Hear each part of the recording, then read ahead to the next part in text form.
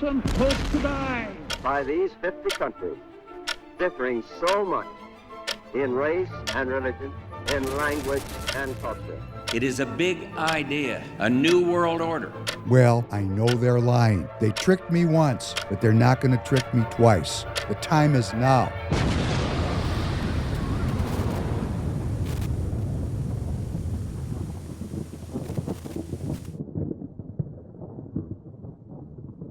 Welcome back to the Professor Penn podcast. David Penn, your host. Glad to be with you as always. Coming to you with episode number 246, Defeat the Beast. How we're going to do that. Posting up Tuesday night, the 14th of October, 7:30 p.m. Central Standard Time. I want to welcome everybody back after, I hope, what was a beautiful weekend. The weather here in Minnesota was stunning. I hope it was stunning wherever you are. Minnesota, one of the things that make the change in our state so difficult for the outstate voters to really get their minds wrapped around is the place is beautiful. Takes a lot of meddling by people to degrade something so naturally beautiful as the state of Minnesota. I thought that about California. Many years ago, I went out to San Diego to visit a friend of mine. Good morning, Tanner. Good morning. Went out to visit a friend of mine. My daughters called him Ponytail Guy. He's a Native American affiliated friend of mine. And I spent a few days with him out in San Diego. And I thought, man, this is a socialist paradise because it's so beautiful there. And we tend to lose track of what's going on unless something the government is doing smacks us right in the head. Tanner, could you please play number one? We are ready to invest, as the president also mentioned, $70 billion in the next few years from Pfizer in manufacturing and research in America alone. I really think this is an historical moment because also I can put that behind us and focus on the things that I want to spend my time, cancer treatments, to bring better obesity medicines, to bring better vaccines, to bring things that people value. And thank you for allowing us to do that. I want to thank Secretary Kennedy. I want to thank Secretary Latnick. Your leadership helped us to pull that together. You are the mastermind of everything, and without the brilliant way that you designed the whole thing, we wouldn't be able to make it happen. But you are even more brilliant. That's Albert Bourla, the Chief Executive Officer of Pfizer, in the Oval Office with President Trump, Vice President Vance, Commerce Secretary Lutnick, RFK Jr., Oz, they're all there. It was a victory lap because Pfizer is going to invest $70 billion in manufacturing facilities here in the good old United States of America. That's nice. And I have a comment about that, about how I feel about it. For me, it's as simple as just not needing it. Let me just say this again. For me, it's as simple as just not needing it. I don't want any cancer drugs. People need them. I'm not saying they can't have them. For me, as a Republican, an adherent to the philosophy of Republicanism, which is about self-governance, which includes my health and well-being, I just don't want to need it. I don't want to use obesity medication. I'm not saying people can't have access to it. I'm not trying to tell people how to live their lives. I'm sharing with you how I want to live my personal life. Is this understandable? Yeah, I think I disagree with you on the cancer piece because that's a little hard. But because Saying what? what can you do if you get cancer, David? How can your self-governance save you from that?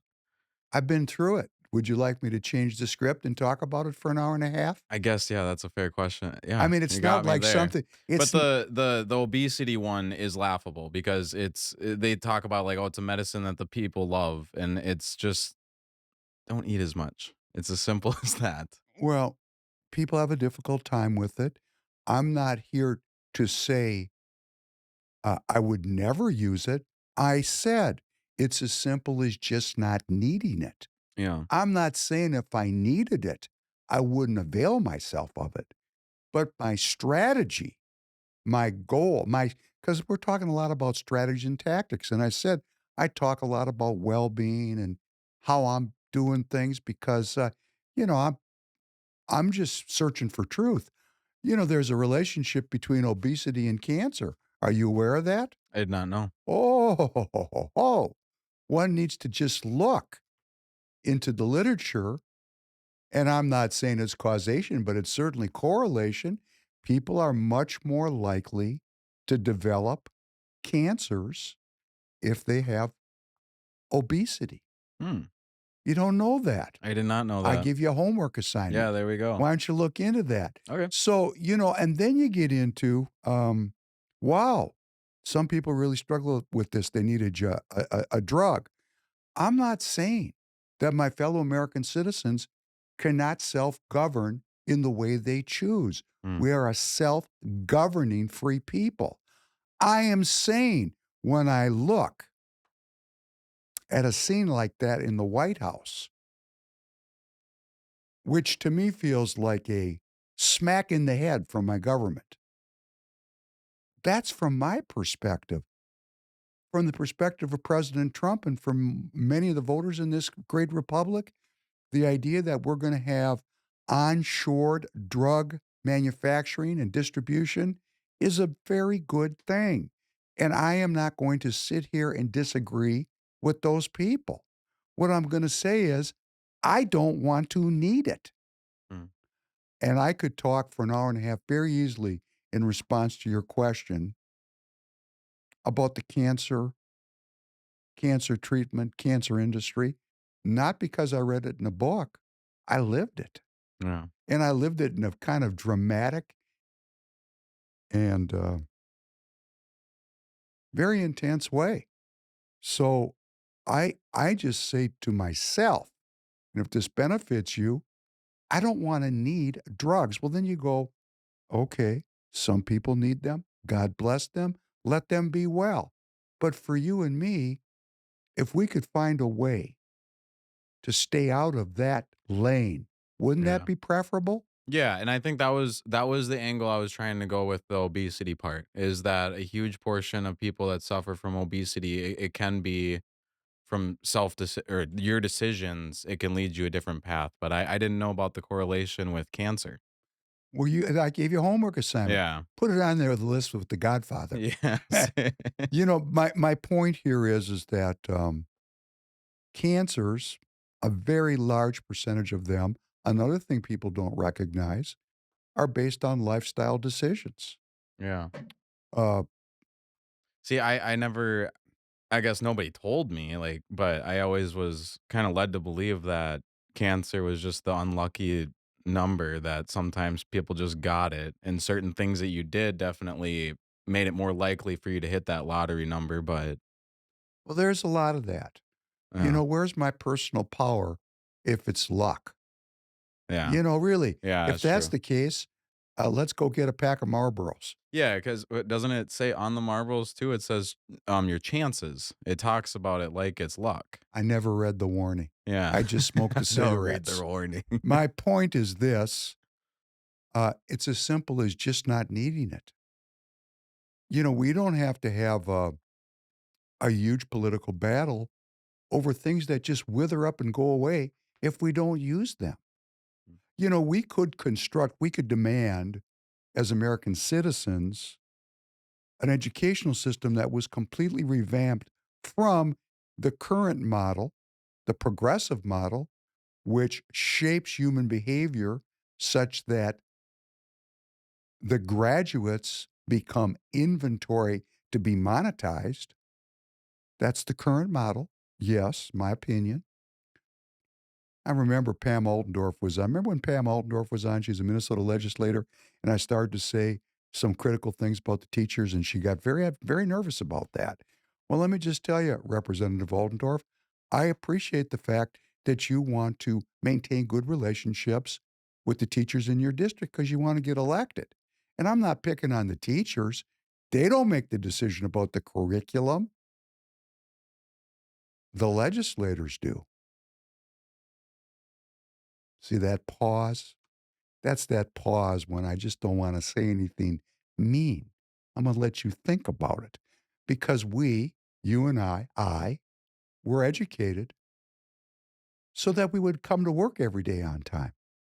Mm. That's why we were educated, so we could suffer meaningless lives and go from birth to death and be monetized by rent-seeking corporations that don't want us to be too smart, lest we organize and take back a Republican form of governance. That is what we're doing at school. What's the evidence? Man, uh, I think that a big one here in Minnesota, and the same thing could be going on in your state, I don't know, but they're making a big deal about how Minnesota's in a precarious state, and they're saying 50% of Minnesota students in public school do not do reading and arithmetic at Yeah. grade level. And I'm thinking to myself, 50%? How is that possible?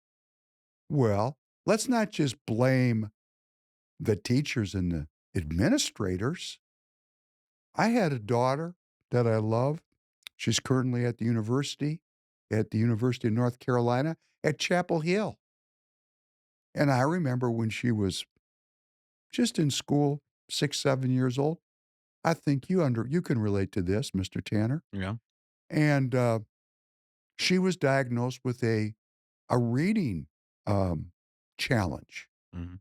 When the reason I don't remember what it was is I didn't listen to them because I wasn't interested in their opinion because I'm self-governing. Their professional opinion didn't mean that much to me. Why? Why? Yes, there is a herd, a population distribution of challenges and maladies. And there are drugs to address every one of those. Labels. As soon as they started talking about disability, my ears closed over because I know how brilliant this daughter is. Currently in her sophomore year at the University of North Carolina on a full scholarship. They're actually paying her $1,000 a month to go to school. Mm. She's pretty good. She turned out good, didn't she? Yeah. You know how she got there? For 2 years, before she went to bed at night, I read with her. I taught her how to read.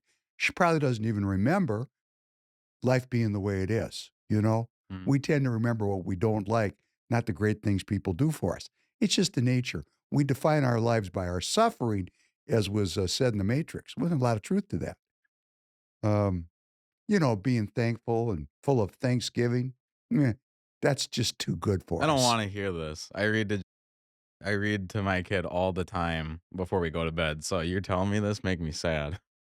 Making you sad what? Is she not gonna like that I read her bedtime She stories won't when she's remember older? because you did her this solid. Oh She's man. just a little kid. Yeah. Ask her when she's 30 years old. Do you remember me reading with you every night? She might remember. Yeah. My daughter might remember too, but I have to say she might not remember, and it doesn't matter. I remember. And she worked her way through that reading challenge, which I can't remember what the label is. And she is brilliant, and I love her, and she's very impressive. So I didn't need the school administration to label my daughter with some kind of malady. I just didn't need that. I didn't need it. I didn't need it. Well, let me tell you, when you start to self-govern, and I mean really self-govern, like for example, uh, being committed not to call the cops. Mm. Hey, they're not going to get there on time anyhow. No, I'm not saying I wouldn't call the police.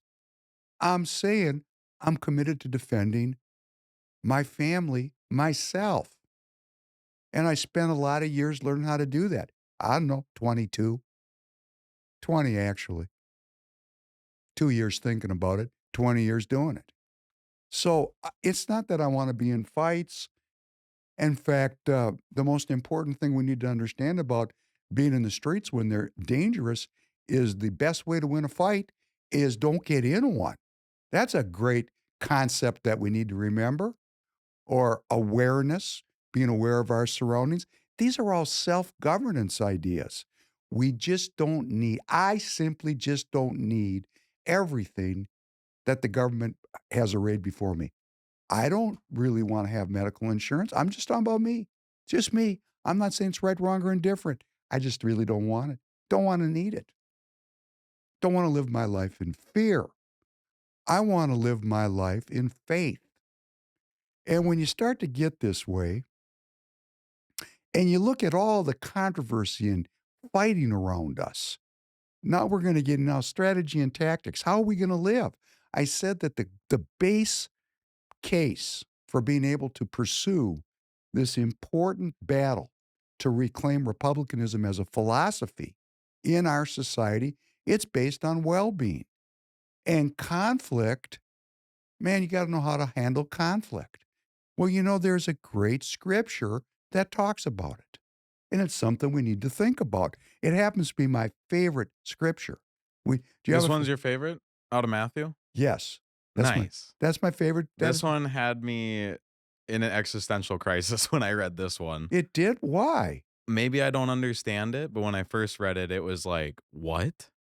Well, that is because we have a certain mythology around Jesus Christ, Yeah. that he's all love, Yeah. all forgiveness. I also had a hard stomach trying to I was raised family is the most important thing. So this verse kind of says that's second. Okay, great. Let me just read this one. This is Matthew 10:34. Do not suppose that I have come to bring peace to the earth. I did not come to bring peace, but a sword. I have come to turn a man against his father, a daughter against her mother, a daughter-in-law against her mother-in-law. A man's enemies will be the members of his own household. Anyone who loves their father or mother more than me is not worthy of me. Anyone who loves their son or daughter more than me is not worthy of me. Whoever does not take up their cross and follow me is not worthy of me. Whoever finds their life will lose it, and whoever loses their life for my sake will find it. Well, that is really what it is to be a Republican. You see, Republican, and I don't mean the party. The party's been perverted by people that care not about philosophy. They're not living for ideas. They're living for low taxes. Yeah. Money, money. Low taxes. We're going to talk about that just in a minute. When we are Republicans, who are we? And I mean the adherents of a philosophy. Well, when did Republicanism as a philosophy start? It started as a response to the corruption and inequities associated with the hereditary rulers of Europe who ruled over the people in association with the Catholic Church and eventually the Anglican Church, ruled over the people and extracted from them their energy like vampires. And the people said, wait.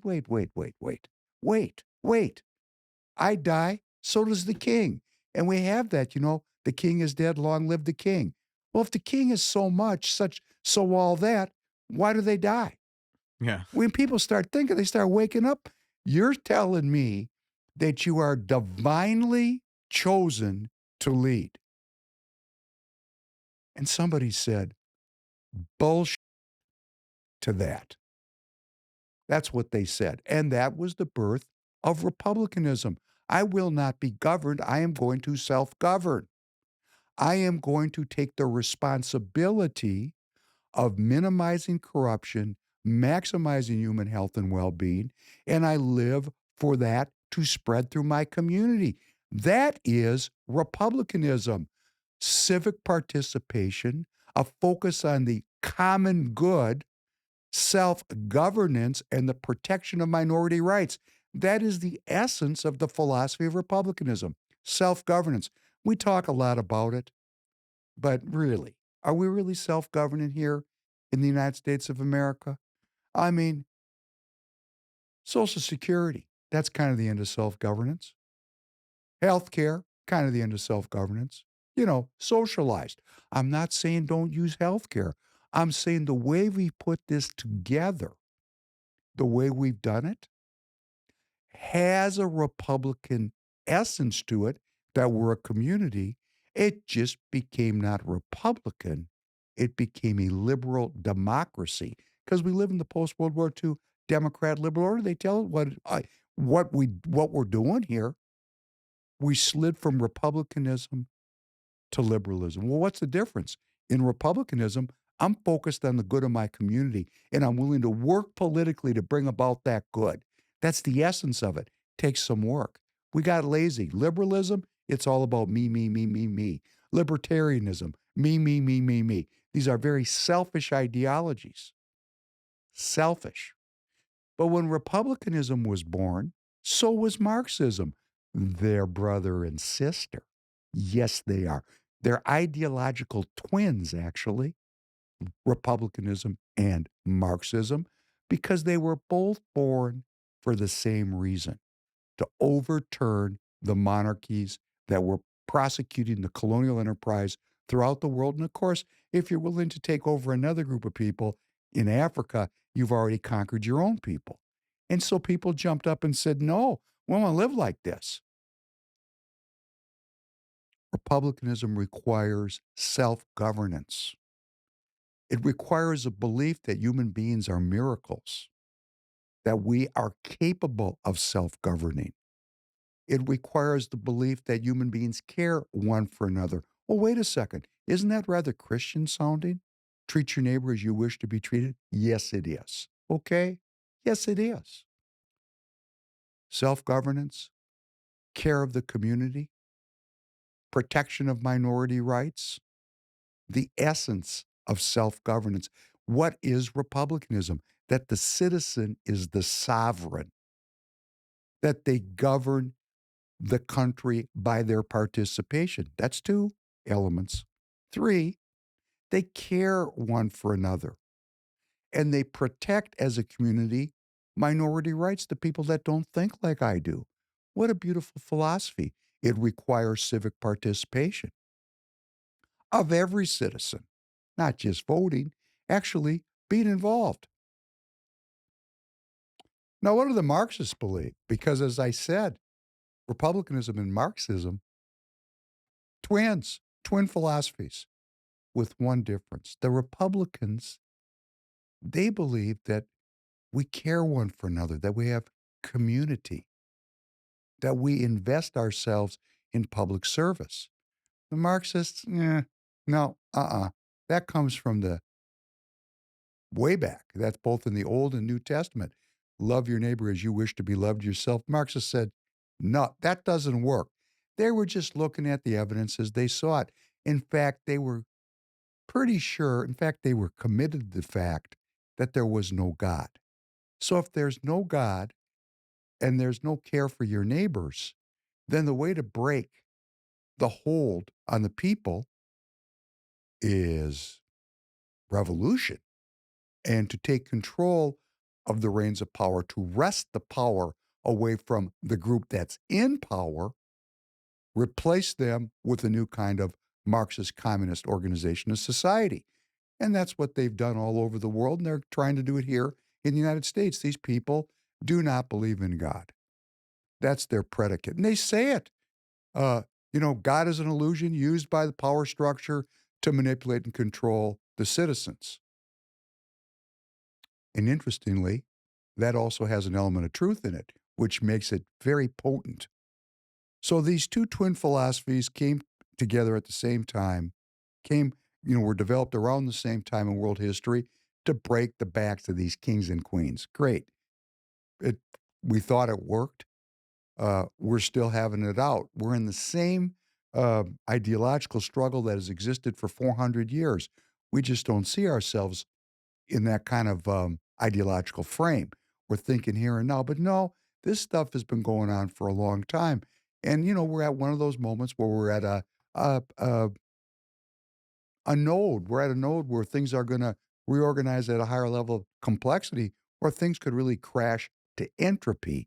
And what's going on in our streets is intended to crash things to entropy. Could you please play number 2, Tanner? There's no Antifa. This is an entirely imaginary organization. There is not an Antifa. Like, I don't even know what Antifa is. There is no group. It's not even like far-right groups like the Proud Boys and Oath Keepers. Compared to right-wing extremists, Antifa-linked violence is rare and limited. It isn't an organization. It is in many ways mythology. It's not like the Proud Boys or the Oath Keepers, sort of defined terrorist organizations with leadership that leads violence. It's not a highly organized movement. It's a moniker.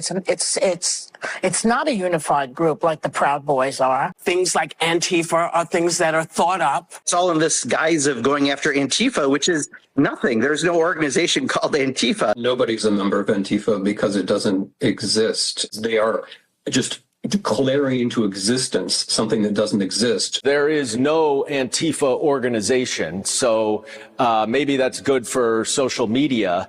But it really is non-existent. They exist on the internet in chat rooms and in 4chan and Discord and places like that where they run discussion boards, trade tactics, documents, things like that. But none of them are called Antifa. Tanner. Yeah.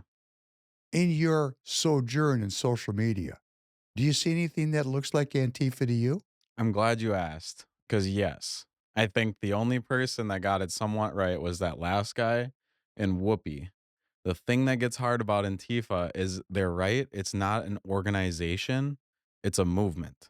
That is how I've heard it described. Even when I was like 18, I think, is when I first kind of came in or learned about Antifa.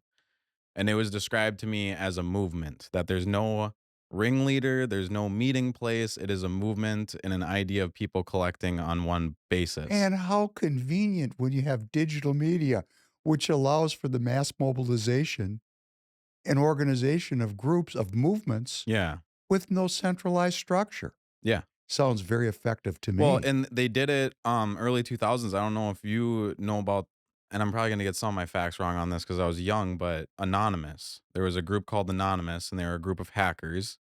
They had a huge kerfuffle with the Scientology church. They were the same exact idea. There was no actual organization. There was no power structure.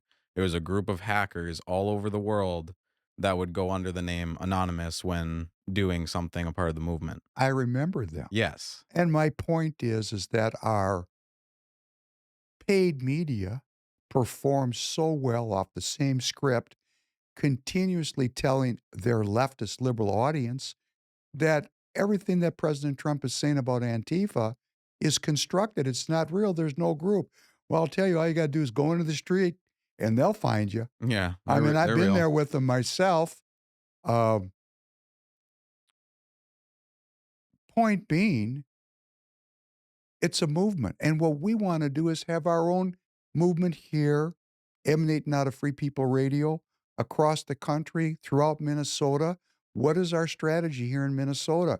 What is your strategy in Ohio or Pennsylvania? Our strategy is to reclaim the philosophy of Republicanism and restore it as the backbone of self-governance here in the United States. Because as soon as Republicanism was replaced by the post-World War II Democrat liberal order with the focus on liberalism, which is all about me, my rights, my life, we lost a sense of gratitude, a sense of connection, a sense of history about the United States of America. And that was not an accident. That was done on purpose so that the young people today would not know their history. And if you're going to rewrite history so that people will be ruled by you, well, that's exactly what you do. You have a break with the past. You know, we talked about Gramsci talking about the importance of taking over the academic institutions, entertainment, media. Man, this philosophy of the post-World War II Democrat liberal order is large and in charge still to this day. We're just stirring now. The people are stirring, and where we got to get to. And here is the big issue of the day. And I'm saying this because we have to know how to talk to our children, because Christ came with the sword. He didn't bring peace. He brought controversy, with a father arguing with his son, a mother-in-law with her daughter-in-law. the enemies you will face are in your own household. Well, I don't want enemies in my own household without at least trying to talk to them. And that's why I'm saying the young people who are really uptaking this idea of socialism, which is Marxism, and if they're at odds with their parents and with people around them, we got to know how to talk to these people. A strategy is to know how to discourse with people that do not agree with us. And of course, the first thing is you got to listen to them. You got to listen. You got to be willing to listen. And if we listen to people, we're going to find out that Republicans and socialists agree on one very important issue. The society and our political class, our elites, are absolutely corrupt. Corruption is everywhere throughout our whole country. And guess what? We all agree that that corruption has to be minimized because it's so caustic and so damaging to each one of us. Now, when I say corruption, we like to call it fraud. Fraud. A lot of people call it fraud. That's not good enough. Fraud is a legal description of a certain kind of a crime. Corruption means we're corrupt. And I mean, we're personally corrupt at the level of who we are. And that's why I like the philosophy of republicanism as opposed to the philosophy of Marxism, because the philosophy of republicanism is built on a tradition of faith, which is a culture which is intended to enhance longevity and compress morbidity and to create a peaceful and well society. Those people that study the Bible, all of its paths are paths of peace. People are going to argue with this. That's because you didn't study the Bible. Study it, and you will become peaceful.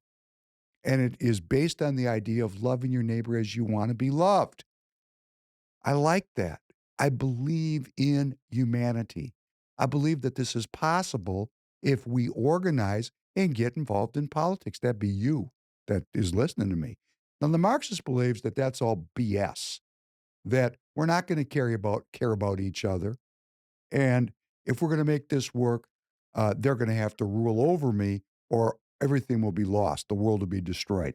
It's a very dark philosophy that abrogates any hope for humanity. And is it any wonder that these Marxists are also the primary purveyors of digital ID, central bank digital currency, all the things that could be put in place to control the people through a set of rewards and punishments that are aimed at preferred behavioral outcomes from their perspective. I want to fight against that, and I want to fight against any politician that has such a negative view of humanity. Well, we had a forum this past week. It's called the North Star Forum. It was run by the Star Tribune, a very leftist media outlet. And it had three guests. Former governor of the state of Minnesota, Tim, I could never get endorsed by my own base, Pawlenty, Senator Julia Coleman, and Zach Duckworth. They all sat up there and opined about what is the future of conservatism. That was the point of the forum. And I'm thinking, why'd they choose these three people? They're not conservatives. They're Republican progressives. Why didn't they ask me to come on? That's a good question, David. What? That's a good question. Well, that would tell you who these three people are. When the Star Tribune runs you out on stage as a conservative, that's kind of a, it's kind of a sign you might not be conservative. Let's play clip number one, former Governor Pawlenty about the mega base. In the state of Minnesota to win statewide by just getting Republicans. That's different in places like Alabama or Georgia or Oklahoma. So here, the trick is you have to get some independents, more than your fair share of independents, and even some soft Democrats. And you got to have messages and candidates that resonate with that. The current measurement stick for Republican politics nationally and in Minnesota is MAGA politics. That has worked nationally, regardless of what you think about it. It has put the Republicans in a majority governing status at the president in the White House and the full Congress. But as applied to Minnesota, the political microclimate of Minnesota, it hasn't fully worked. And so you have President Trump having been on the ballot here 3 times and having lost 3 times. So part of the trick here is to have candidates that can satisfy the mega base, but also be able to attract independents and Democrats. Oh, I just love a politician like Tim Pawlenty when he's in his element and he's so relaxed.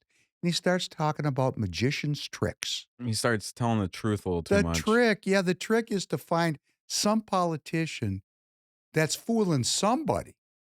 Somebody's getting fooled. And I've seen this from my own politicians, my own party here in Minnesota that are elected. Like Danny Nadeau one time was at a meeting that I was running. He said, we have to talk to people differently in Minneapolis than we're going to talk to them in Thief River Falls. Well, that would mean you have no principles, Danny. No, we're going to tell the truth and search for truth. This is my strategy. And I hope you're going to agree with me that we're not going to be chameleons that change what we believe depending on who we talk to, because that would make me a liar or at least a trickster. And here he is, Tim Pawlenty saying the trick is. Well, let's listen to Senator Zach Duckworth at 420 into this. Maybe he said something quite similar. An elected representative. I think, one of the things, and I'll speak for myself and obviously let Julia weigh in too, but, part of what we look at are what conditions exist in the state of Minnesota, and there's a lot of talk that occurs regarding the suburbs specifically. I happen to live in the suburbs. I represent a suburban district, the great city of Lakeville and some of the surrounding communities. And a lot of folks would tell you that sometimes that's where the battle will be won or lost statewide in the metro. Okay, this is Senator Duckworth talking about a strategy that'll help him keep his job, that the battle statewide is won or lost in the suburbs, mostly CD3. I don't agree with this. I think this is a failure strategy because as we cater to the suburbs, basically the inner city, with what these people are talking about, a tricky message that works in the suburbs, and then tell a different story to the people outstate. When we're doing this, when you talk about a trick, that means some people are dumb enough to buy the trick, right? Well, guess what? They're not dumb enough to buy the trick, Senator Duckworth and ex-Governor Pawlenty. The trick's blown. It's not working. It's not working functionally because we fail over and over and over again with this trick.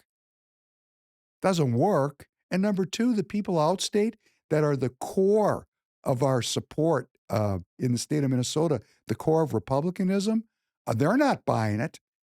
All we're doing is driving a wedge through the party and making the party not unified. Not unified. Let's continue. Greater Minnesota typically has become redder and redder. We know that Minneapolis, St. Paul, and the inner suburbs have become bluer and bluer. And so let's stop it again. This goes back to what Governor Pawlenty, ex-governor, former governor, was saying that Donald Trump, it really didn't work here. And do you remember we've played on this broadcast the map of the Minnesota electorate getting redder and redder and redder in every election cycle since Donald Trump showed up on the scene. Yeah. So it actually is working. What's not working is when they take all of the resources to keep themselves in power in their suburban areas and ignore the hundreds and hundreds of thousands of voters in the core cities. When they ignore that, there's no resources that go in there. The Republican Party and Republicanism loses because of our failure with certain groups. This is strategy. What groups are we going to work together to increase Republicanism? And of all the groups, the one that has the greatest potential is the urban voter. Let's continue. I want to add one thing. Something that drives me nuts when I've just been noticing this when I say like they are telling the truth now. Listening to the way they talk, I don't see this being a government of by the people. The way they talk about us seems like they are workers at a daycare trying to calm down 2 kids. Rather elite. We're going to get to that because guess what? You've taken away my thunder. I'm sorry. I'm 'Cause starting to gonna have pick up on it. Julia Coleman is going to bring that home for us All at right, the let's end. continue Let's then. finish with this now. Is the purple battleground, so to speak. Into what former Governor Pawlenty said earlier, the trick is, as a candidate, you have to find a way to solidify, your most ardent grassroots supporter, your base, let them know where you stand, that you're conservative enough, while also, during that process, not losing your ability to appeal to your more moderate, independent, or even, winnable Democrats, so to speak. That's good. Thank you. Hey, you know what? They all agree we got to get tricked. Yeah. What kind of people talk like this in public? Man, I can imagine myself sitting down at a meeting in business. What I got to come up here with, sir, is a trick that'll get you to do what I want you to do. That's what they're saying. Yeah, we just have to make you satisfied, but also satisfy this other side. But It's the two kids. Like, we have to make sure that we get a toy for this kid so he's satisfied too. Yeah, it's not very sincere, is it? No. Okay, let's listen to Julia Coleman talking about broadening the tent. In the Senate race. I think it's personal responsibility. I was talking to somebody else about this last week on a podcast. If I'm not bringing 30 people in to caucus night that want to see somebody who isn't afraid to work across the aisle, who wants to get things done, who doesn't think compromise is a dirty word, who wants to broaden the tent, then aren't I part of the problem if all I do is go pander to whoever shows up? If there's somebody that hasn't come out to caucus since the good old days of the other Senator Coleman and Governor Pawlenty because they think the party's leaving them, well, damn it, roll up your sleeves, spend 2 Saturdays helping us take the party back then. Okay, let's go. Hey. Now, we all know who Julia Coleman is. It's very important you repost the links to this broadcast. There's going to be no help getting this word out unless you do it. Listen to what she said. We've just gone through 8 years of Minnesota becoming more and more conservative, more and more Republican. And what's Julia Coleman saying? I don't like that. Yeah. I'm going to bring 30 people to caucus.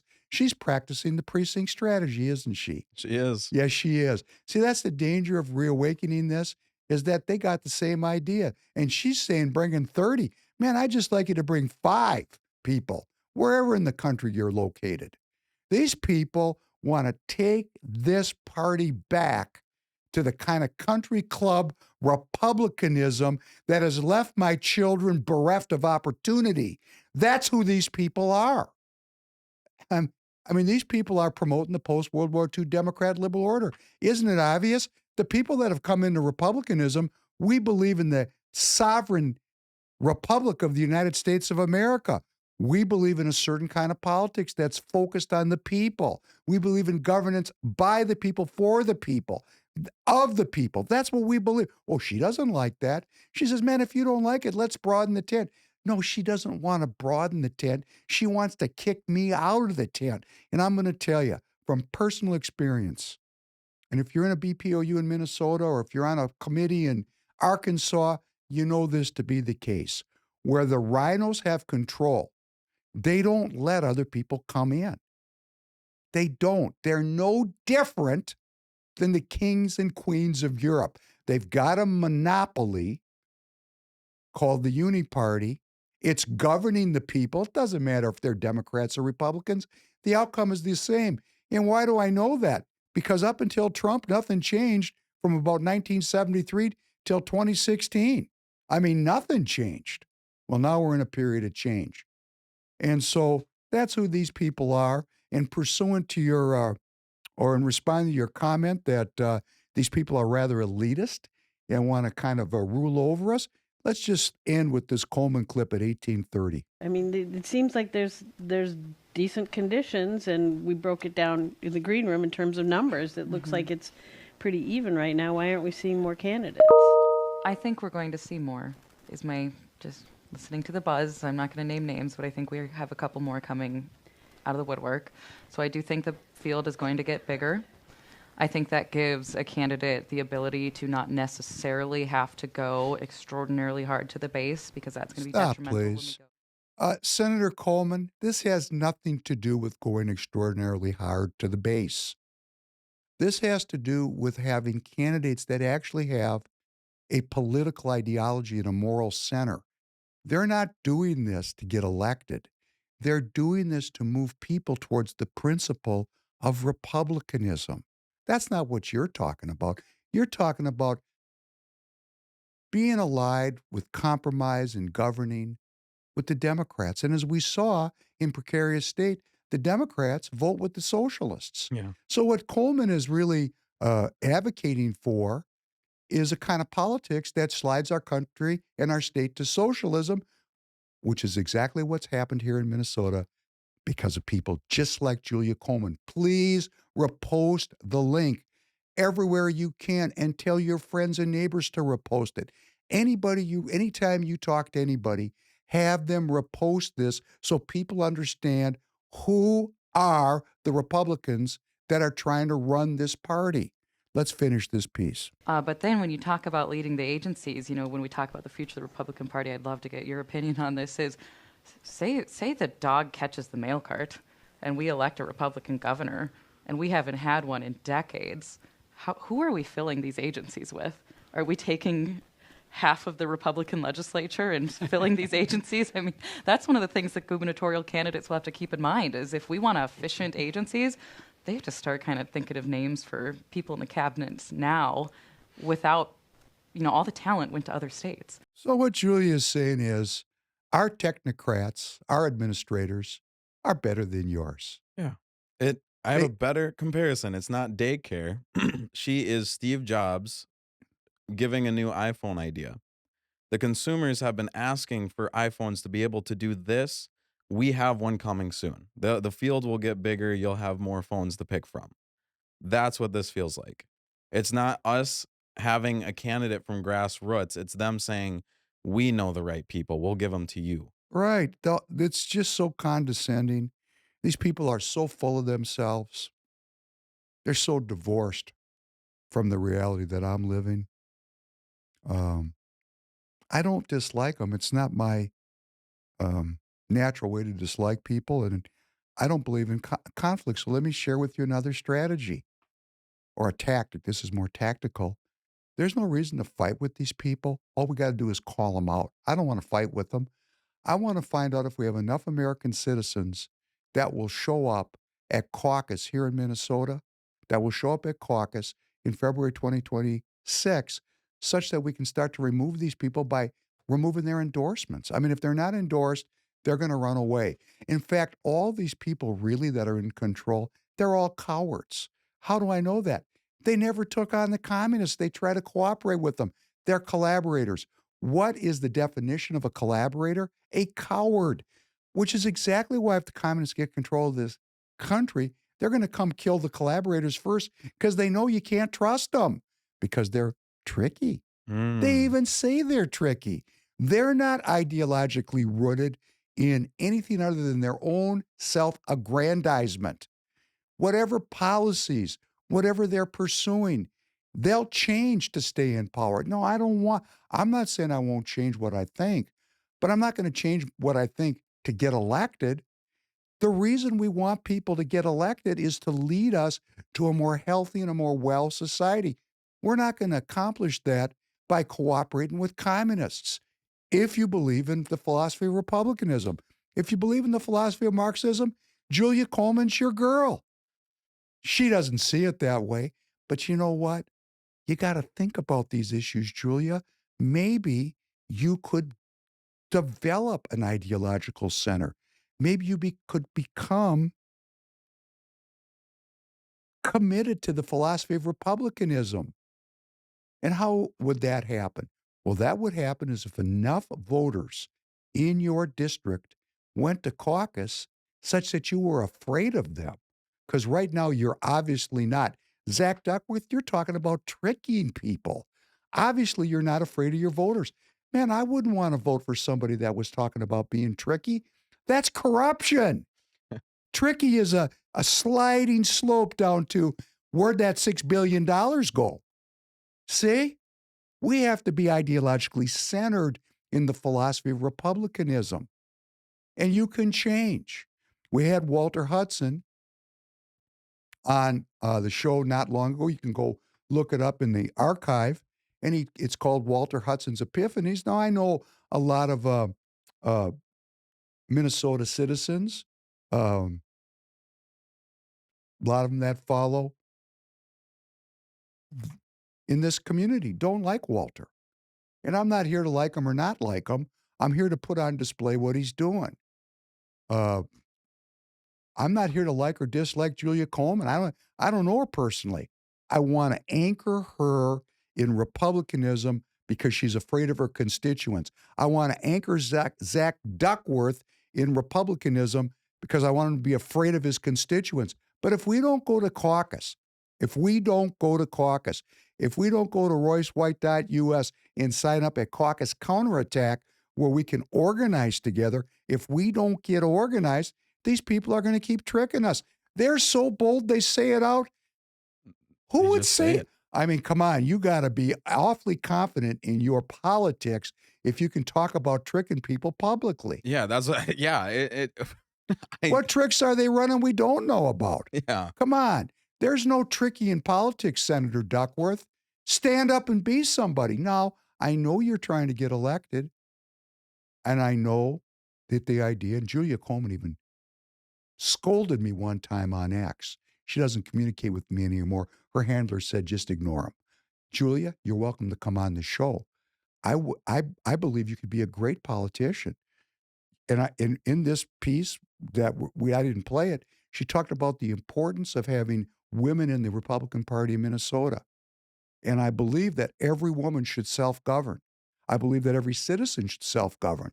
You could be a very effective politician if we could rely upon you to search for truth instead of to be groveling around for votes.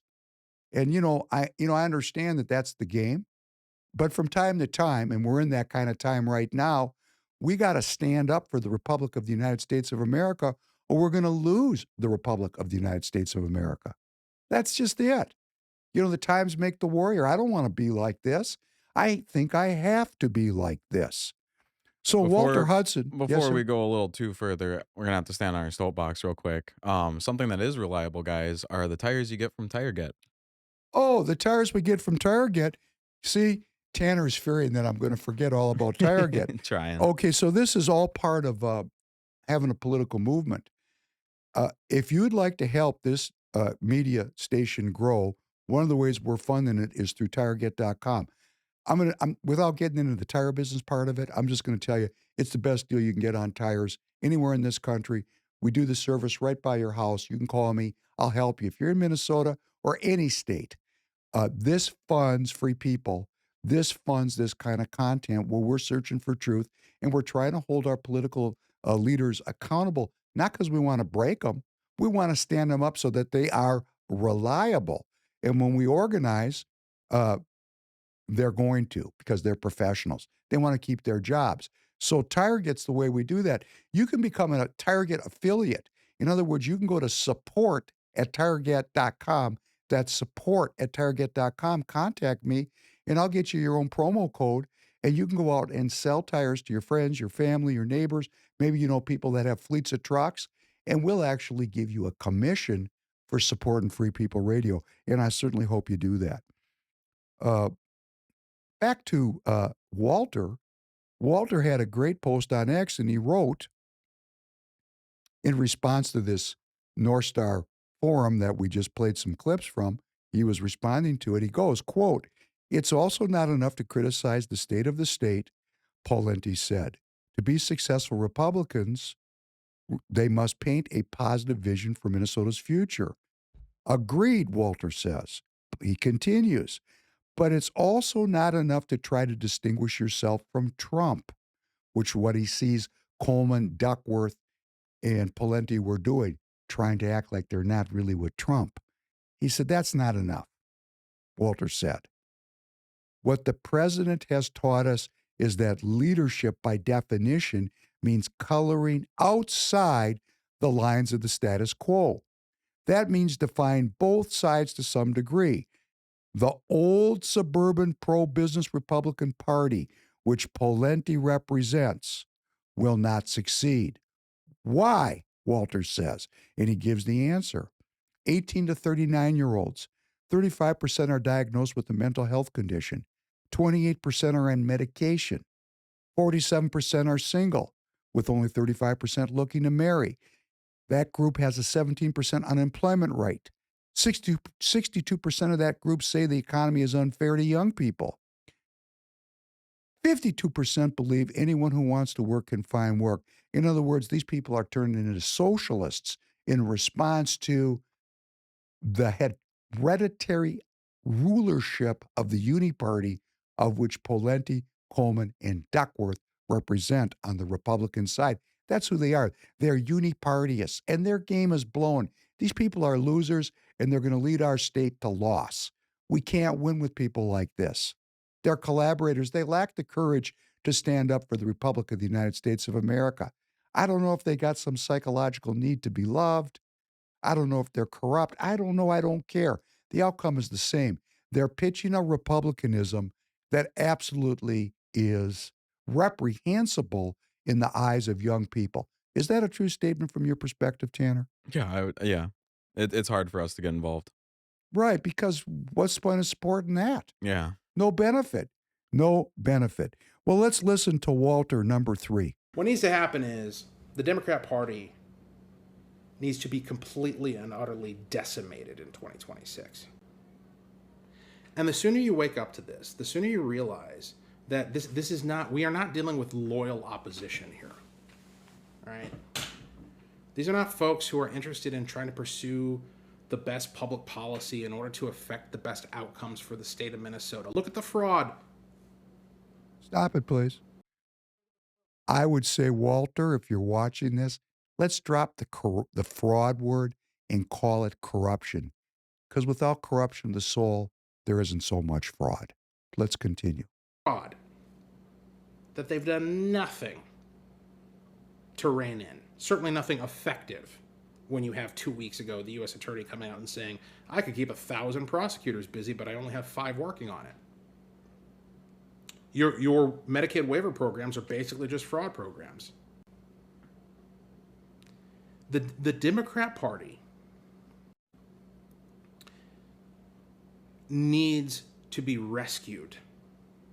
Because not everybody in it, not everybody in these caucuses in either the House or the Senate are as insane as the stuff you're hearing from their leaders right now, or from Governor Walz.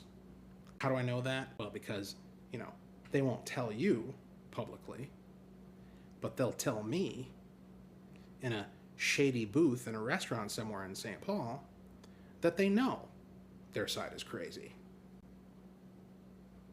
That they abhor how radical their party has become. What needs to happen is the Democrat Party needs to be completely and utterly decimated in 2026. They need to lose so badly that their donors and those who remain have no choice but to look at the ashes upon which they stand and ask themselves, how did this happen? And past that point, our obligation as governing Republicans for the first time in this state in a very long time is not going to be to engage in schadenfreude and to mock them and to say, ha, we won, you lost. That's not what we're going to do. It's not what I'm going to do. What we're going to do is we're going to say, yeah, sucks, don't it? Here's how you come back. Here's how you raise up within your ranks leaders who are going to restore loyal opposition. And, by the way, who are worthy of us being loyal opposition too, because you're going to take it back at some point, right? That's a pretty interesting piece. Walter finished his ex-post with, fewer than 40% today believe that children will be better off than their parents. Promising these folks, quote unquote, lower corporate tax rates will not resonate. See, that's the Kristen Robbins republicanism that comes out of the economic club, kind of comes out of that liberal order. It's all about me. Who cares if our kids don't have jobs or lives? They have to take care of themselves. Pull yourself up by your bootstraps there, young man. Yeah. That's their idea.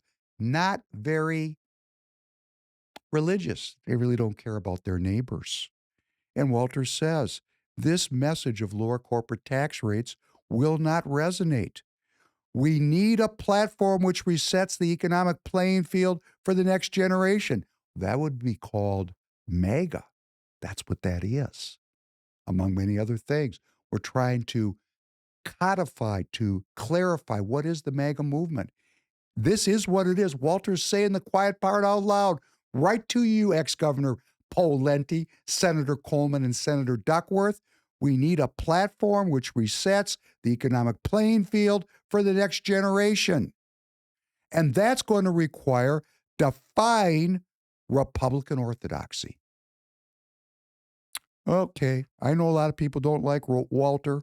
I'm going to keep my mind open about all these people because one of my tactics is we will fight, I will fight till the day after the primary against the inequity and corruption wherever I see it, like when people talk about tricking the voters. That's pretty corrupt to me. I have no interest in tricking anybody. It's not part of my vocabulary. It's not part of my insights because I've worked my whole life to reduce and minimize the corruption in my soul, and I'm still working on it every day. That's what it is to be a Republican, to address the corruption in my own soul, to pluck the log out of my own eye. That's what we're doing here. Where do you think these ideas came from, after all? I'm going to keep my heart open, my mind focused. I will fight. The day after the primary, I will unify. The day after the election, the fight continues. That's a tactic. We're talking about tactics. I am not going to let anybody tell me that I don't have the right to criticize Republicans. I'm a Republican. Let the Democrats work out their own problems over there. Criticizing them is easy, okay? You know what I want to do with the Democrats, with the socialists? I want to remind the young people, I agree with you. The problem with our society is corruption. The problem with our society is inequity. I completely agree with you. Let's talk about how we're going to solve this together. I want to talk to the Democrats. I want to convert them to the philosophy of Republicanism. But first, I'd like the voters in the Republican Party to stand our elected officials up so we could actually be unified in the idea that what is it to be a Republican? We're going through that right now. It sucks, doesn't it? It's not too fun. Sucks, like Walter said. Sucks. Too bad. This is politics. Don't let any elected representative cow you into some kind of quietude or silence because somehow you're being disloyal to the party. No, if Walter's going to say we owe it to the Democrat to help them govern by helping them find themselves and restore themselves, how much more must we do that in our own party? You know how we do it? We go to caucus. I just got all of that Secretary of State voter data for my precinct. I know every voter in my precinct. I'm cross-comparing with who I got for leads, and I'm meeting with every one of them. And anybody that wants to do that with me, go to support@target.com. You do not have to be a Republican Party officer to organize your precinct. You need to organize your precinct and go into politics in 2026. That's what it is to be a Republican. You know, these people think Republican means low taxes. Yeah. Low taxes and a really strong military that does anything it wants anytime it wants to. Well, correct me if I'm wrong, but wasn't the Republican Party doing that kind of towards the 90s? Doing what? Just being low taxes, big military. That's still doing it today. Well, right. So it's a thing of like, I can't blame them for thinking that because as I grew up, that's how I saw it until I met you. Great. You want to know something? We are waking up from a psyop. We are waking up from a constructed reality. That's not reality. I'm not going to have the time to talk about it, but let me just give you, I want to get the number right. But this is why it's so important for us to share this message. Because like me, I thought that the Republican Party was nothing but guns and money. That's it. Well, let me tell you something, guns and money. There's a book that was just published called Dying by the Sword. It's a work of scholarship, and they went through the history of the United States of America, and let me give you a blast. We have this idea about ourselves that we're so peaceful, we're reluctant warriors. We only fight to save freedom. That is a story we are told over and over again. Do you know that our country has intervened militarily 392 times since 1776? Man, we're good at this. It's our business model. And where do we get this business model? Well, that'd be from the British colonial empire model. So let's keep our hearts open, our ears open.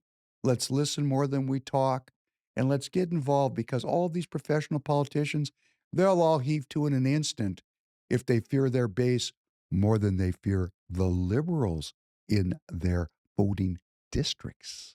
Now, when we get so down in the weeds about Minnesota and you're watching me from, let's say, Australia, or more appropriately, probably North Carolina or Kansas, these people that we talk about, these names of these rhinos, these progressive Republicans, and I think I'd like progressive Republicans better than rhino, because it more denotes their alignment with the progressives. They're progressives. The Kristen Robbins, the Julia Coleman, Zach Duckworth, Pawlenty, progressives. These are political progressive people. They have every right to believe what they believe. I'm not here to infringe upon their rights. I'm here to unseat them politically if more citizens get involved who believe in traditional organization of society. I don't know if that is true or false. We're going to find out. Seems like we're making a lot of progress here in Minnesota if you look at that electoral map, but we got to further clarify what's going on. And here's a tricky one right in my own backyard. Andrew Myers. And why do I know he's tricky? Because he's tricked me more than a time or two. Lied to me more than a time or two. Yes, that's who he is. Personal. And he, Andrew, if you want to come on the show, I'll tell you what lies I think you told me. You're more than welcome to come on here, because I'm not getting off your ass till the day after the primary. You posted up something, and this is according to Jesse Smith, who writes for Action for Liberty. I think Jesse is doing some of the best journalism here in Minnesota. I love getting emails from A4L, which publishes Jesse's journalistic output. And he published up something this last week, and he said that Andrew Myers had posted up something on guns and gun crimes and legislation that really freaked him out. And Tanner, could you put this up? This is a reprint of something this is according to Jesse, something that he got his hands on that Andrew Myers had written. At the same time, I'm working with public safety experts. Who are the experts? On legislation. What legislation? To improve enforcement of gun crimes and explore new tools, including AI, to help law enforcement identify potential red flags before they become a crisis. I'm also open to discussing common sense reforms that punish gun crime and keep firearms out of the hands of dangerous individuals. And then he goes on with a cover story for the base, that the Hennepin County attorney is not prosecuting felonies stemming from low-level traffic stops. But what is he really saying? According to Jesse, and I'm going to quote Jesse, the idea of trusting technology that is still developmental to control human freedom is as dystopian as one could think. While Myers may think he is being savvy, he is being very dangerous with our liberties. Who will program this AI? On what basis does this AI have to tell the police to take away someone's firearms? Well, doesn't that sound very in tune with what we've been talking about with the digital ID and programmable currency? And now we're going to have programmable AI that identify who is a danger. Who is a danger? The AI could be told that us, the viewers of the Professor Penn podcast, are a danger. Yes, it could. That's the scary, that is what the door opens when you go this route. That's why we're talking about our representatives standing up, forswearing their progressive ideologies, which are based upon the edifice of science and the scientific method, has nothing to do with God, no matter how many times they say they believe in God. If you are going to step up and say that you're going to use AI to police freedom, you are not a believer in God. You are a believer in the scientific method, or at least one outweighs the other for you. So, Andrew Myers, I'm going to tell you what, man, I'm not even looking for people to oppose you. They're coming to me because of the way you run your business down there in 45A. People don't like being tricked. They just don't like it. Well, here's another one. The House of Representatives, the Minnesota House of Representatives, sent a mail to the Honorable Willie Jett, the Commissioner of the Minnesota Department of Education. I know Willie Jett. He was the principal of Hopkins High School when my son Jacob was a gangster going to school there. And he was a gangster. Oh, no, my son was a gangster. Oh, Jake, when he was younger, he was looking forward to a life of crime. And he had a lot of trouble there at Hopkins High School. So I went up there and I said, oh, please help me. Please help me. I'm without the ability to self-govern. Could you please help my son? He doesn't seem to want to do his homework. He doesn't seem to want to follow the law. Could you please help me? Please, please, please. And you know what they did? They said, Mr. Penn, we're so glad you're here. We're so willing to help you with your son. Your son has so much potential.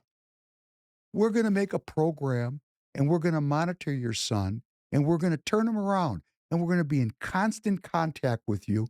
What's your email address, sir? And I said, here's my email address. You know what happened? I never heard from those people again.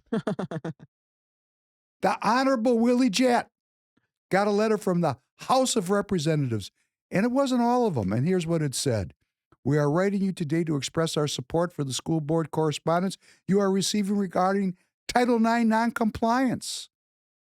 Findings for violations on sex discrimination issued jointly by the Office of Civil Rights of the United States Department of Education and the United States Department of Health and Human Services. This finding is direct and very troubling. Both the Minnesota Department of Education and the Minnesota State High School League are in violation of federal law Title IX.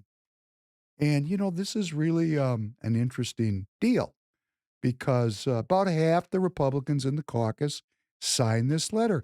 And it was an interesting group of people that signed it. We had, it was an interesting group. I'm just going to leave it at that. Here, I'll pull up the name so everybody can look at it for a second. Well, you know what? It's the missing names. Oh. I'm interested in the missing names because not everybody signed it. About half signed it, half didn't. And, you know, the Title IX noncompliance in Minnesota, particularly in relation to athletics, refers to violations of federal law that prohibits sex-based discrimination in educational programs receiving federal funds. In other words, the feds are saying, if you're going to keep letting men in the girls' locker room, we're cutting off the cash. It's a big deal. Now, where am I coming from on this? Because we're going to talk about guns here in a second, too. I believe, my faith as a Republican that protects the rights of minorities, that's bound into the Republican philosophy that minority rights are protected. I think the rights of every person that is involved in this transgenderism is critical. The question is, what are those rights? When do their rights infringe on somebody else's rights? But the core idea that people could be gay and be American or be transgender and be American, I will fight for your rights to be that way. I will bleed for your right to be that way. I will oppose any person in the society that would infringe on your right to pursue your life, your liberty, and your happiness in your own way. The question is, when do your rights to do that infringe on other people's rights?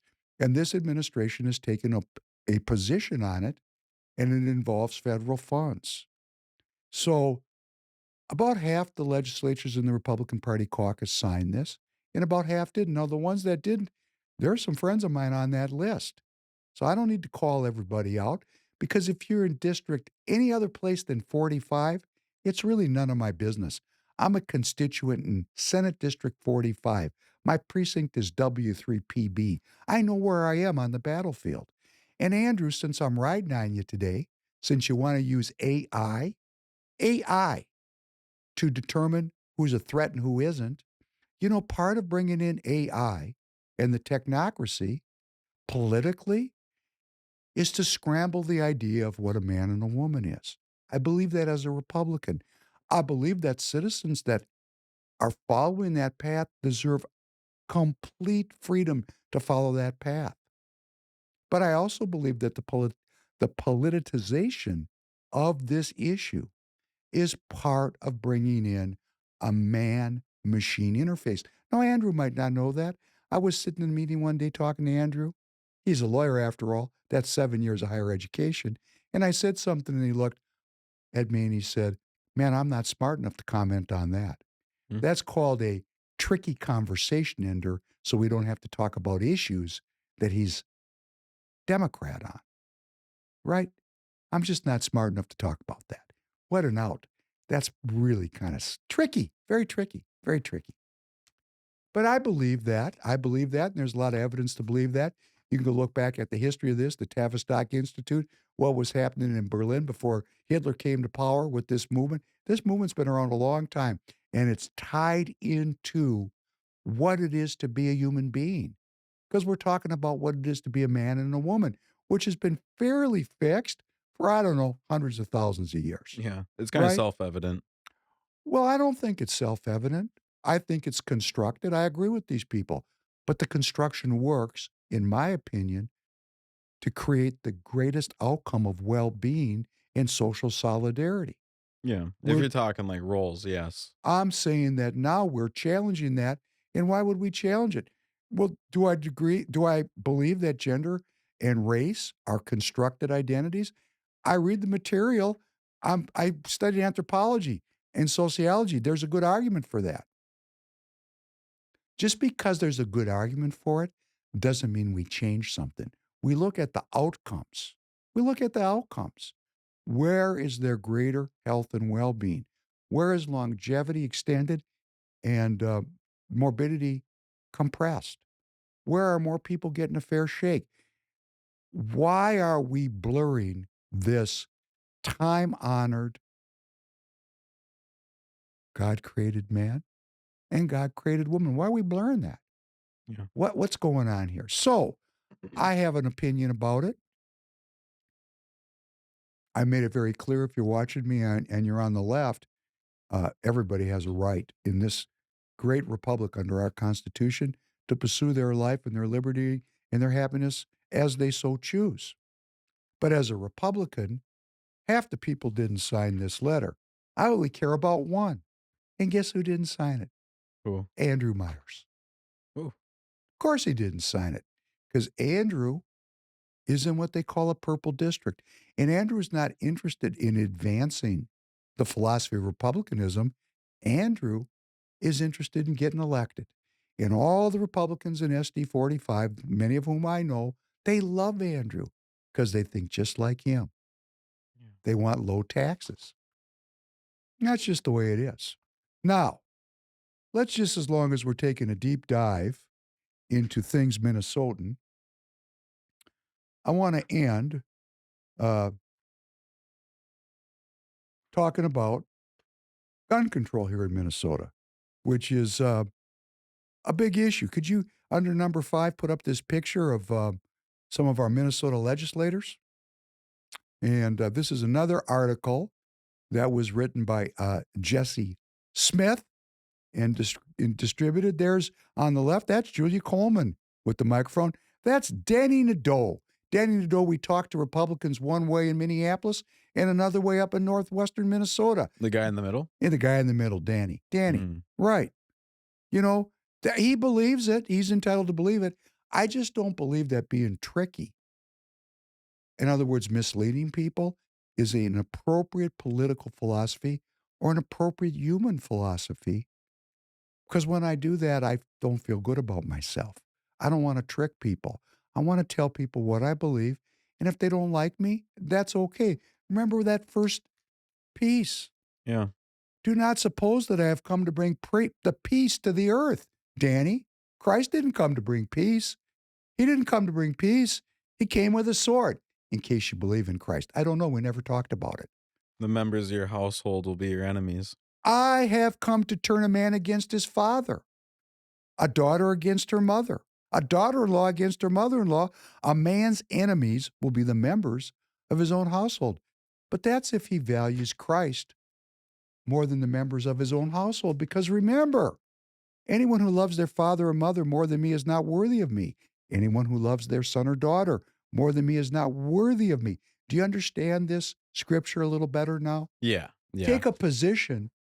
If you love God, if you love Christ, we're not tricky about that.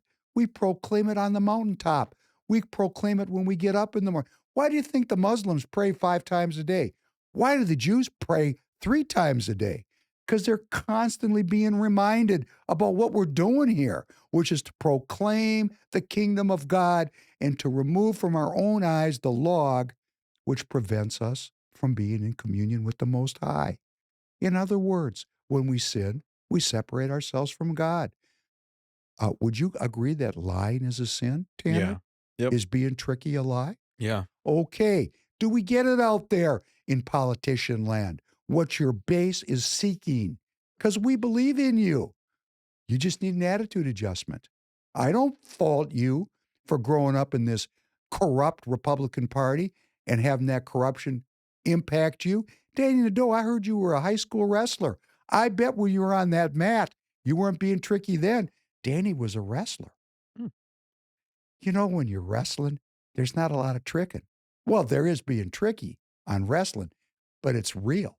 Yeah. It's being, tricky's the wrong word. It's being stealthy. Stealthy is different than lying. Well, it shows that in combat it's appropriate. So then why are you doing it in politics? Is this combat to you? That's very interesting.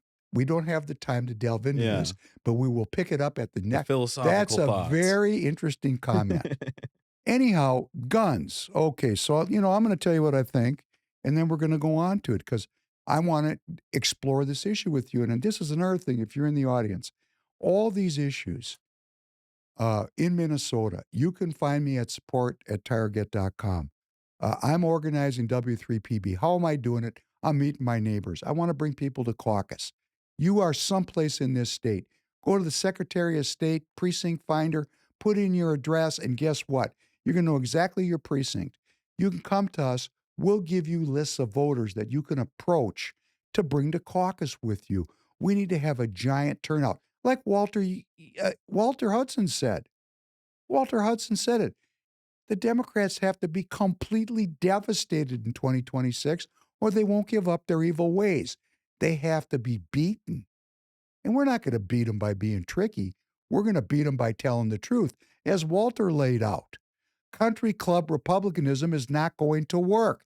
That's his opinion. It's my opinion. I'm not trying to rehabilitate Walter. There's something to learn from all these people, even if it's a negative learning. Like Zach Duckworth talking about being tricky. I know a lot about Zach now. I know a lot about Polenti now. These people are telling me they're tricky. Why would any of you want to vote? Kristen Robbins, the soccer mom, she's on some of the most powerful globalist organizations on planet Earth, but she's saying she's a soccer mom and she supports President Trump. Why are we voting for tricky people? How are we going to attract a winning audience by being liars? Now, what Polenti said is, we don't live in a Republican state. We got to get the independents. We're going to get them by lying to them? Come on. This is insanity. We are going to win by convincing people that we have principles and moving them towards the principle. I have to convince you that I actually believe something. I got people saying I'm doing this to make money. I mean, this is how dumb these people are or how willing they are to use anything to stop sincere citizens getting into the game to do what? Maintain the Republic of the United States of America. That's what I'm doing. Why wouldn't we talk?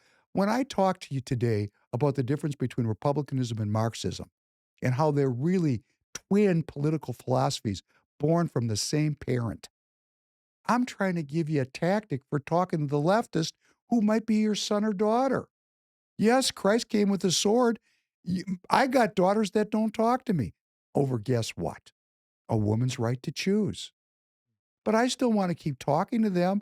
I want to bring them towards the principle. I want to help them see how certain decisions we've made as a people have degraded the well-being of our entire society, of our entire culture. And now we got this big argument about gun control. Man, the bid and ask could not be wider. It just couldn't be wider. Got a group of people that think guns kill people. Of course, these people are generally not trained in the use of guns. Yeah. I mean, generally, if you're going to say guns kill people, we'll take you to the range and see if you can hit the target. And you're going to find out the gun can't kill anybody unless you know how to get it out of your holster, aim it, and pull the trigger and put it right on target, which is something you have to practice at. And when you practice at using a weapon, doesn't matter if it's a kitchen fork, okay? When you practice using a weapon, you develop respect for that weapon and what it can do. You train with the weapon. The weapon is part of you. The weapon reflects my will. So I know people say guns kill people, and I'm just going to tell you, that's ridiculous. Absolutely ridiculous. People kill people with guns. Now, I see the Reverend Tim Christopher in Minneapolis talking about the need for gun control in Minneapolis because, of course, in the inner cities, the kids are shooting each other wholesale, which is interesting. It's an interesting thing. I was looking up some facts. Do you know that gun crimes and murders are actually on the decline? Really? They are. The Republican Party is saying crime, crime, crime, crime, crime. But when you look at the actual statistics, since 1973, I went back to 73, murder rates are down. In proportion, black citizens are still killing themselves, particularly young black citizens, at much higher rates than young white citizens. But overall, But the amount, overall, we are living in a less crime-ridden society. So if that's the case, if we're less crime-ridden, what are we doing? Why is that? You know what one of the theories is? The 60 million abortions have taken a lot of criminals off the streets. oh my gosh, people say that? Yes, they do. Oh, Isn't that interesting? that's We live in a very interesting country. It's really, really, really great. But I just want to say, if guns are the reason we're having crime and crime is in decline, why are we talking about taking away people's gun rights? yeah. Because for other reasons, it could be that we've just aborted a lot of criminals. I mean, you don't have to look hard for that. All you got to do is put in crime rates since 1973, and it'll come right up. I just feel like that's such a damning argument because You mean we're isn't going to kill people to reduce crime? That's the yeah, Marxist argument. You're looking at the wild, Marxist argument. wild. You know, we're going to reduce human suffering by clipping out the people that cause the suffering. See, this is not the protection of minority rights, because obviously, if you're unborn, you need protection, or you're not going to make it. But Jesse put out this article, put this picture up. The headline is "Rhinos Already Caving on Gun Control," and this is a very important issue to me because I'm self-governing. And I talked about Andrew Myers. Well, he's not the only one. The leader of our caucus, Harry Niska, came out and said the whole entire caucus is united in standing firm for Second Amendment rights. But Senator Julius Coleman and Jim Abler and Danny Nadeau, Wayne Johnson, they've already been interviewed, and they're on the record saying that they're open to this conversation. Julia Coleman just said that the day of the Annunciation shooting, she felt like every lawmaker had betrayed the state, and she wants to take a look at what different tweaks to firearm laws will do. So they're open to this because they're progressives. They don't have faith that human beings can elevate themselves through education and prayer. And prayer is a kind of education, right? And have the self-discipline, the self-governance to respect the sanctity of life. They don't believe that. So let's take away all the guns, all the knives, and all the forks. And while we're at it, let's get the bed sheets and the ties. Then people can't kill each other. You know, I mean, to me, this is really one of the craziest arguments that have ever been told, that guns kill people. A gun is a hunk of metal. It can't kill anybody unless somebody aims it and shoots it. I'm sorry. I know people are going to watch me. If you're on the left, you're welcome to go into the live chat and argue with me. I know people are going to argue about it. But before you argue about it, could you please go get some gun training and go to the range every day for 5 or 10 years so that you become really knowledgeable about your weapon and you recognize that it responds to your will? So then the issue really is the people are corrupt. They're willing to kill each other. Their souls are corrupt. Could we please talk about the real issue here and start to elevate, start to educate the citizens of our great state and our great country, wherever you live, so that we value human life? We live in a society that does not value human life. Is it any surprise that our young people kill each other when we live in a country that says it values human life but doesn't? Kind of tricky, isn't it? Oh, yeah. See? Life, liberty, and the pursuit of happiness. But we have all kinds of other evidence about how we don't honor and respect and value the lives of every citizen. But we sure like those newcomers. Man, they really count for a lot, don't they? But the citizens, nah. That would be called a monetizable unit of inventory. I think it's also to be said, it's funny to me, even if you are someone that does believe that guns kill people, that doesn't solve the discussion that needs to be had that you are trading off something. You're trading off your defense. For me, it's hunting. I think about hunting. If all this food system is to collapse, I don't know how to make a spear from what I find around the house and then go kill a deer. I've never been trained on that. I've been trained on how to use a gun. So, like, as a trade off, are you willing to give up that insurance on if everything else collapses?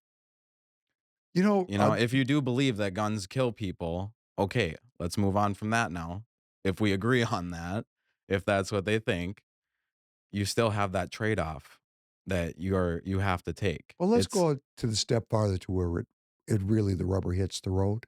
yeah, We have guns to protect ourselves from the government. yeah. That's the point of it. It's not about hunting. It's about being capable of fending off a tyrannical government to hold these people in check. They want to disarm me.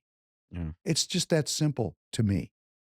And, I'm sorry if it sounds extreme to some of you, but the founding fathers knew what worked and what didn't work in the real world. And when they say they want to come infringe on gun rights, I just think, wow, I'm being disarmed. That's all I feel about it. And I want to self-govern and I want to protect myself. So really, if you're a Republican, could we please be constitutional and figure this out in a way that is not tricky to stay elected, but actually brings the conversation towards the principle? Why are our citizens shooting each other? Why are we talking about guns?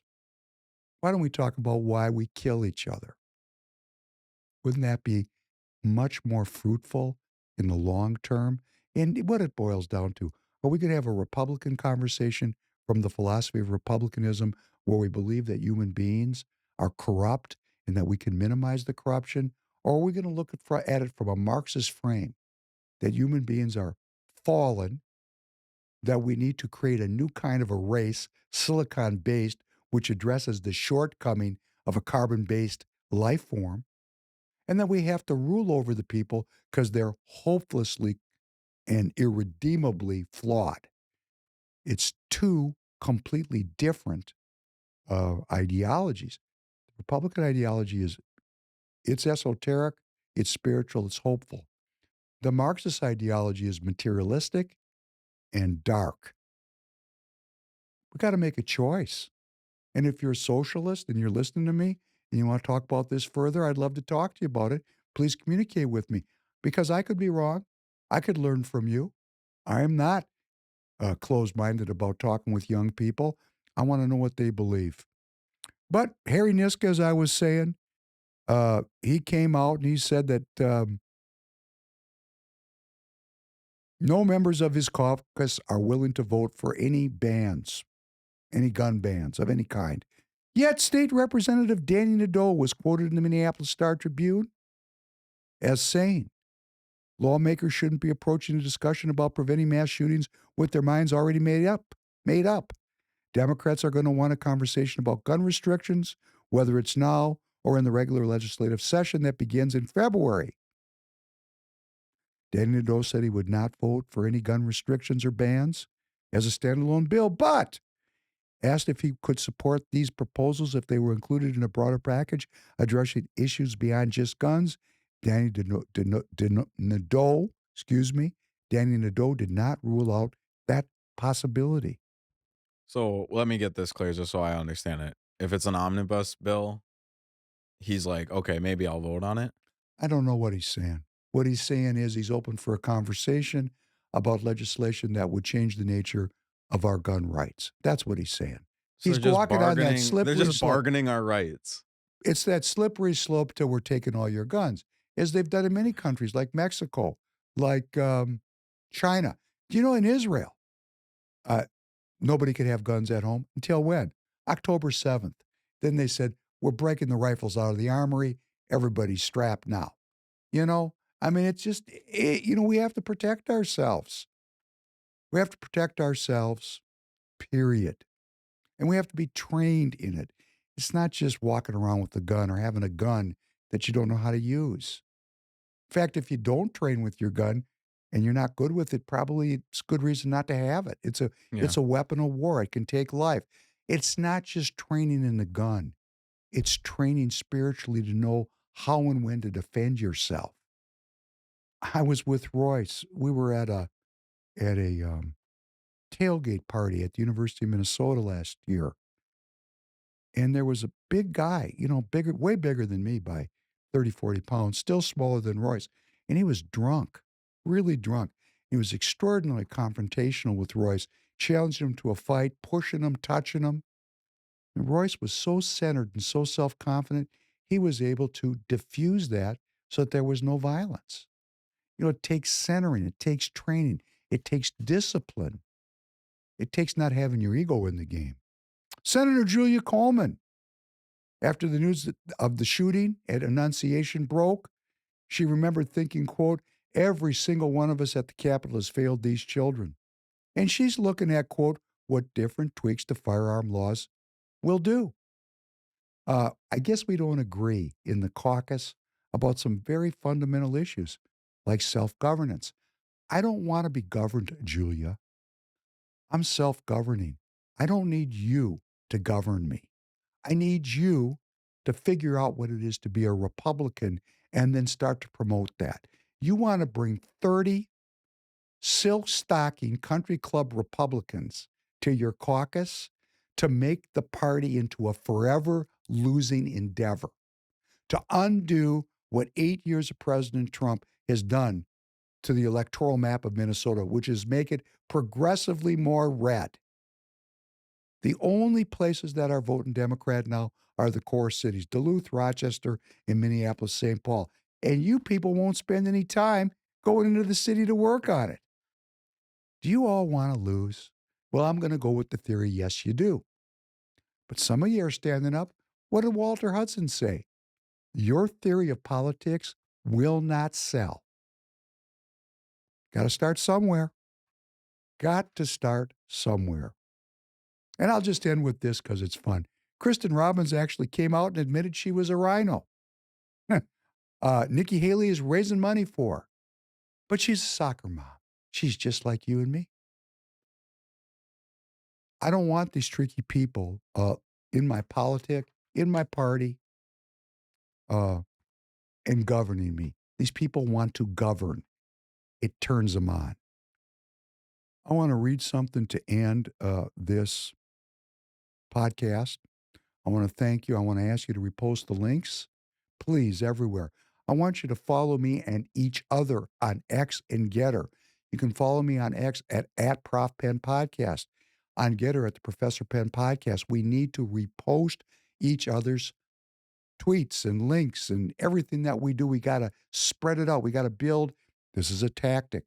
Building a digital army here in Minnesota is critical. Understanding who these people are is critical. And once we understand it, helping our friends and neighbors understand it. Here's a strategy. Don't let them brainwash you, which we're not going to talk about religion and politics, because that just keeps the most corrupt and inequitable people in power. We have to talk about who these people are in the hopes that either they will change or we will remove them. There's no perfect people.